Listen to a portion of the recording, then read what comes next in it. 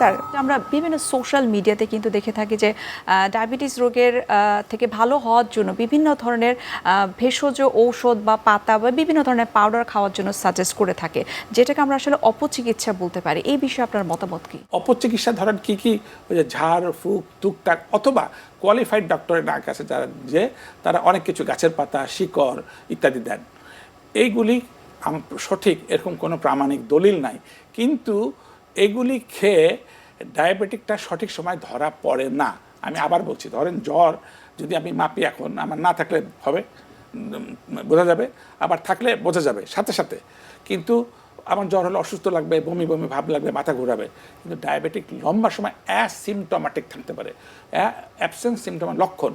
সুতরাং ওনার যদি ডায়াবেটিক হয়েও থাকে, উনি ওই সমস্ত অপচিকিৎসার উপর বিশ্বাস করেন, তাহলে ওনার কিন্তু ওইরকম কোনো লক্ষণ হবে না।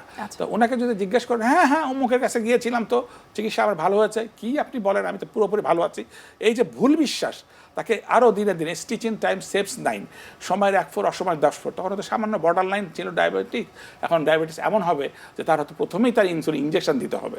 সুতরাং আমার এখান থেকে একটা মেসেজ, বিজ্ঞানকে বিশ্বাস করি, বিজ্ঞানের প্রতি শরণাপন্ন হই, বিজ্ঞানী সঠিক কথা বলে দিবে। আপনার যদি কোনো রকম কোনো লক্ষণ বা এই যে সমস্ত কথাগুলি বলা হলো, বিশেষ করে আপনার বাবা বা মা বা এদের থেকে থাকে, আপনি দ্রুত একজন ডায়াবেটিক বা এন্ডোক্রাইনোলজিস্টের শরণাপন্ন হন। আমার ধারণা উনি নিশ্চয়ই আপনাকে কম্প্রিহেন্সিভ চিকিৎসা একটা দেওয়ার চেষ্টা করবেন।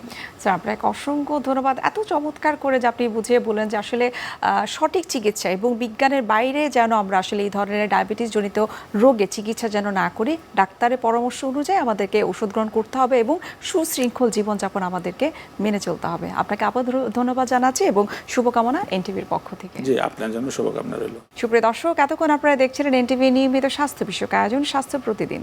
এ পর্যায়ে আমরা দেখে নিচ্ছি আমাদের আগামী পর্বে কি থাকছে।